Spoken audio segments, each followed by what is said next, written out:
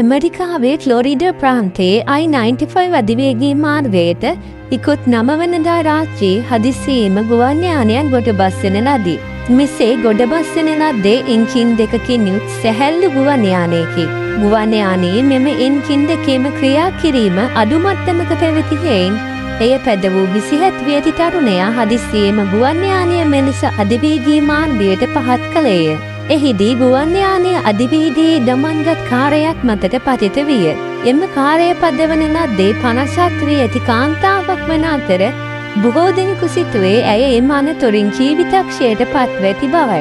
නමුත් හදිසි ගලවා ගැනීමේ කණ්ඩායම් එම ස්ථානයට ළඟා වූ පසු දුටුවේ ඇය නිරුපද්‍රිතව සිටින අයුරිය. ජීවිත හානි කිසිවක් නොවී ගුවන් යානයේ ගමන්ගත් දෙදෙනාත් කාරතියේ ගමන්ගත් කාන්තාවත් සුළු තුවාල පමණක් සිදුවී බේරීම කාගේත් පුදුමයට හේතු විය. මෙම ගුවන් යාන අනතුර ගැන වැඩිදුර පරීක්ෂණ සිදුවේ.